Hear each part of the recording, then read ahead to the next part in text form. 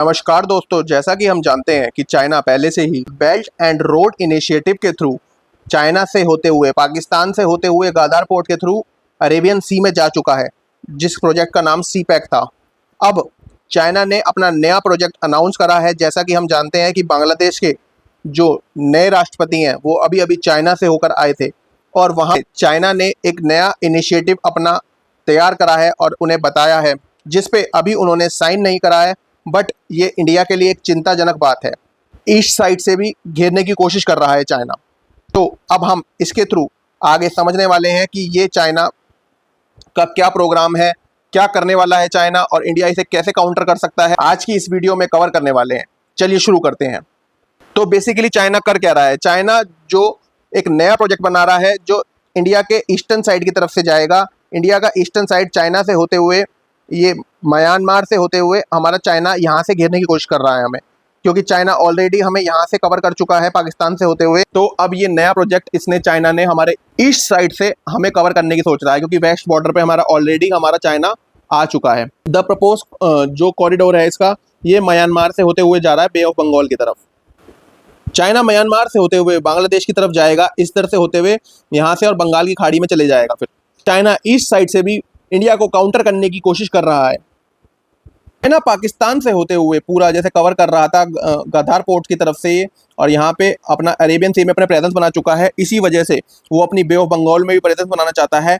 China Myanmar Bangladesh corridor के through इसको fully implement China चाहता है कि फुल्ली इंप्लीमेंट कर सकूं मैं, बोथ साइड से इंडिया को काउंटर कर सकूं, जिसकी वजह से मैं अब एग्जैक्टली ये CMBC क्या है? इसमें चाइना हाईवेज बनाएगा, रेलवेज के through industries, energy pipeline, sports, ये सब चीज़ें डेवलप करेगा, ताकि डिजिटल इंफ्रास्ट्रक्चर वगैरह जो म्यांमार में ऑलरेडी चाइना बहुत ज़्यादा इन्वेस्ट कर चुका है और बांग्लादेश में भी घुसने की कोशिश कर रहा है।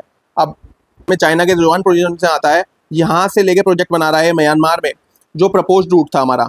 अब ये क्या कर रहा है? चाइना इस म्यांमार रूट को और ज़्यादा एनहेंस करते हुए यहाँ से इसमें बे ऑफ बंगाल में घुसने की कोशिश कर रहा है, जिससे चाइना का डायरेक्ट कनेक्टिविटी बांग्लादेश में और बे ऑफ बंगाल में डायरेक्टली कनेक्टिविटी आ जाएगा और इंडिया को यहाँ बे ऑफ बंगाल में भी वो घेर सकता है। अब इस प्रोजेक्ट का मेन मोटिव क्या है? ये स्टार्ट जो होगा खुंगमिन से होगा। खुंगमिन जो है हमारा यहाँ से, खुंगमिन से स्टार्ट होते हुए म्यांमार की तरफ जाने वाला है, जो उसका प्रपोज रूट था। बट अब चाइना क्या करेगा? इसे प्रोजेक्ट को दो, यहाँ से म्यांमार से होते हुए दो चीज़ों में बांट देगा। यंगूंग इस तरफ पड़ता है म्यांमार से, इस तरफ बॉर्डर की तरफ पड़ता है, यहाँ जाकर, और एक प्रोजेक्ट होगा इसका यहाँ पर म्यांमार, यहाँ से यंगोन, ये जो यहाँ पे पड़ेगा हमारा खयुंगफ्यू पोर्ट जो यहाँ पे पड़ेगा। उसके बाद यहाँ से हमारा चाइना बांग्लादेश में इधर से एंटर करने वाला है।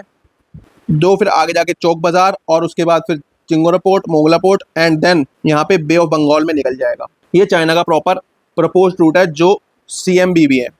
इसमें हमारा मंडियन, उसके बाद यंगून पोर्ट से होते हुए रखाइन स्टेट, देन उसके बाद एंड पॉइंट इसके ये रहेंगे बांग्लादेश में, जो हमारा एंड पॉइंट होने वाला है, जिसमें चौक बाजार, चतगोराम पोर्ट और मोंगला पोर्ट। और ये जो प्रोजेक्ट है चाइना का पहले का प्रोजेक्ट है, जो चाइना ने बीच में उसको रोक दिया था, बट अब ये दोबारा इसको प्रपोज कर रहा है, क्योंकि बांग्लादेश में अभी नई सरकार आई है और उनके लिए नया ये प्रोजेक्ट लाने वाला है।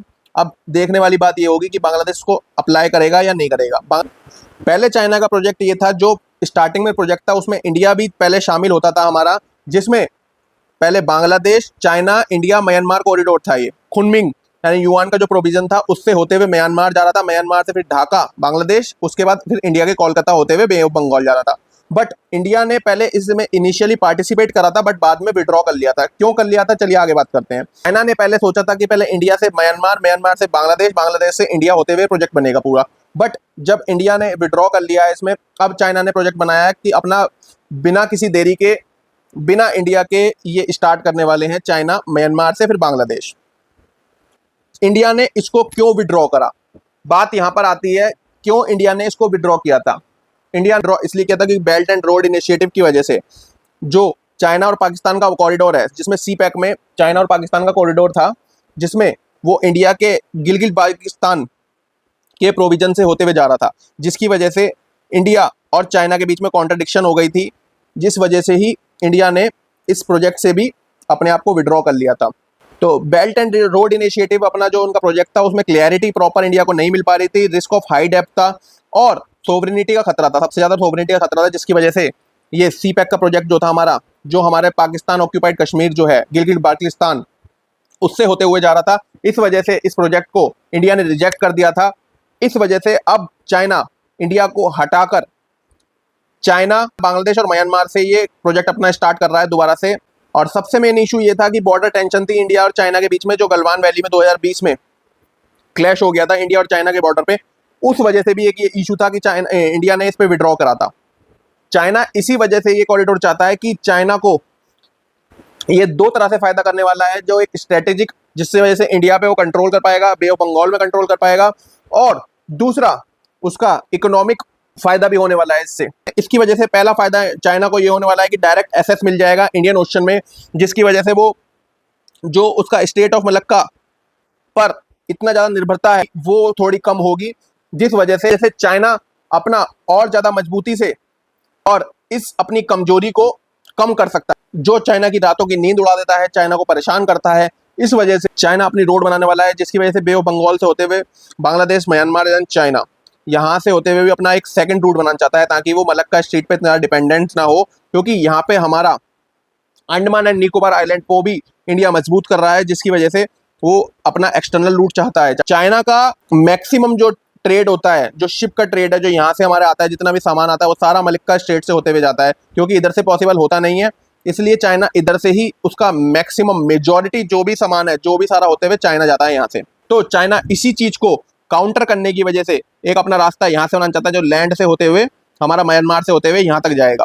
चाइना को काउंटर करने के लिए अंडमान और निकोबार में अपना प्रेजेंस बना रहा है। कल को अगर युद्ध होता है चाइना के खिलाफ, तो यहाँ पे वो ब्लॉक करके चाइना का काफी हद तक इकोनॉमिक नुकसान कर सके।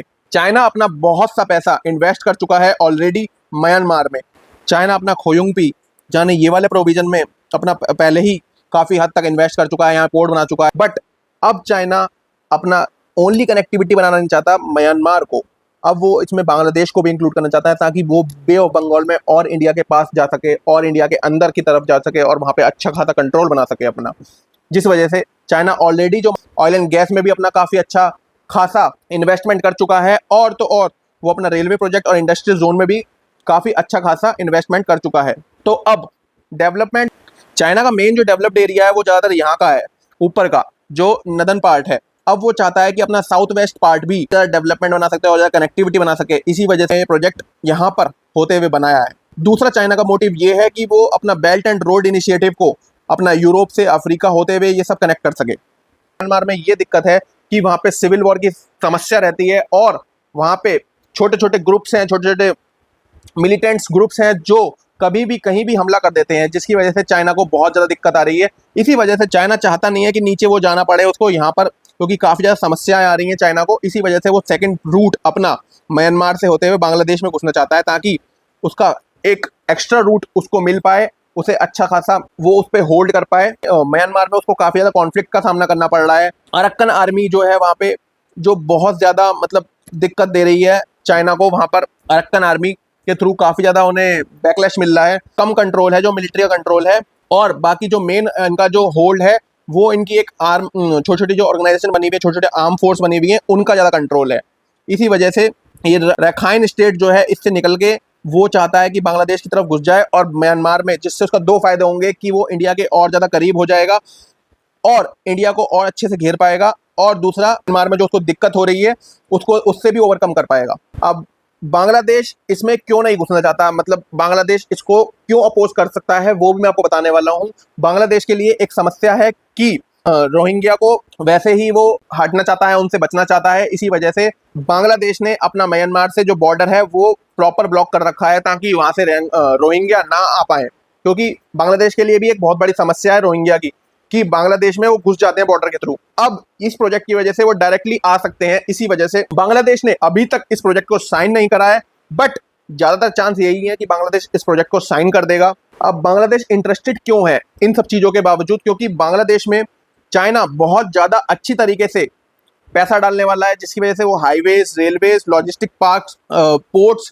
एंड इंडस्ट्री को काफी अच्छा खासा इन्वेस्टमेंट देने वाला है, जिसकी वजह से बांग्लादेश में हैविली इन्वेस्ट करेगा चाइना और बांग्लादेश को काफी अच्छा प्रॉफिट होगा। इस वजह से मैंने आपको बोला है कि बांग्लादेश आज नहीं तो कल इसमें बहुत ज्यादा मैक्सिमम चांस है कि बांग्लादेश इस प्रोजेक्ट को हाँ ही कर देगा, जिसकी वजह से क्योंकि बांग्लादेश में बीच में अभी इतने सारे दंगे फसाद ये सब चीज हो गई थी, इस वजह से बांग्लादेश में काफी इकोनॉमिकल डैमेज हुआ है। उसको ओवरकम करने के लिए सरकार को कुछ ना कुछ ये तरीके करने पड़ेंगे, जिसकी वजह से काफी हद तक चांस है कि बांग्लादेश इस प्रोजेक्ट को हाँ कर देगा। बजाय बॉर्डर कॉन्फ्लिक्ट को साइड में रखते हुए इस प्रोजेक्ट को हाँ करने के काफी हद तक चांस है। अब इंडिया को कंसर्न क्यों होना चाहिए? इंडिया को कंसर्न बेसिकली इसलिए होना चाहिए क्योंकि चाइना उसे ऑलरेडी ऊपर से नॉर्थ वेस्ट से पहले ही काउंटर कर रहा है यहाँ पे। तो और अगर चाइना यहाँ भी आ जाता है तो इंडिया के लिए काफी समस्या होने वाली है। दो साइड से इंडिया प्रॉपर चारों तरफ से घिर जाएगा और चाइना ऑलरेडी हम्बन टोटा में पहले ही आ चुका है, जिसकी वजह से इंडिया को चारों तरफ से चाइना घेर लेगा, जिसकी वजह से सी पैक गदार से ऑलरेडी घेर चुका है। अब ये सी, जिसकी वजह से चाइना यहाँ पर भी अपनी प्रेजेंस बना सकता है।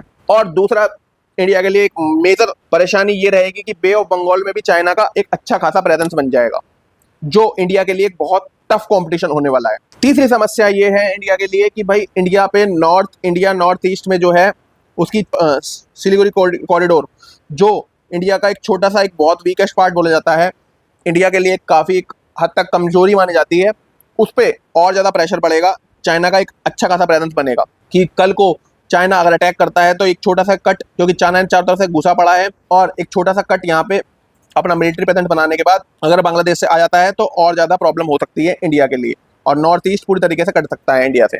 और जिस वजह से अगर सक्सेसफुल हो जाता है ये चाइना का, तो इंडिया के लिए एक सरदर्दी हो सकती है उसकी। अगर एक कनेक्टिविटी आ जाती है तो इंडिया के लिए एक प्रॉब्लम हो सकती है। अब इंडिया रिस्पॉन्स कैसे करने वाला है? इंडिया के लिए कुछ तरीके हैं जिसकी वजह से इंडिया रिस्पॉन्स कर सकता है कि अपने खाद्यान्न प्रोजेक्ट को और ज़्यादा एनहेंस करे, एक्सीलेट करे। दूसरा, इंडिया म्यांमार, थाईलैंड और हाईलैंड को और ज़्यादा एनहेंस करे और ज़्यादा स्पीड अप करे, जिसकी वजह से इंडिया और जल्दी हाईवे वगैरह यहाँ पे एनहेंस करे। तीसरा, बांग्लादेश के साथ अपना स्ट्रेटेजिक टाइज अच्छे से मजबूत करे, दोबारा रिस्टोर करे और नॉर्थ ईस्ट में अपना डेवलपमेंट इंक्रीज करे, maritime corporation bay of Bengal में इंक्रीज करे और जापान, एशियन कंट्री से और ज़्यादा अपने अच्छे टाई बनाए। अब आपके लिए क्वेश्चन है, क्या इंडिया को रिस्पॉन्ड देना चाहिए चाइना को, या फिर अभी देखना चाहिए, होल्ड करना चाहिए कि बांग्लादेश उसको एक्सेप्ट करता है या नहीं करता? अगर बांग्लादेश एक्सेप्ट नहीं करता तो उसके लिए इंडिया को वेट करना चाहिए या फिर अपना स्ट्रेटेजी मजबूत करनी चाहिए और रिस्पॉन्ड करना चाहिए अच्छे से। अब मैं आपसे पूछना चाहता हूँ, कमेंट सेक्शन में आप जरूर रिप्लाई दें कि इंडिया चाइना को फर्दर काउंटर करने के लिए इंडिया को कुछ रिस्पॉन्ड करना चाहिए या फिर चाइना का ये इनिशिएटिव बांग्लादेश एक्सेप्ट करेगा या नहीं करेगा, उस चीज़ का वेट करना चाहिए।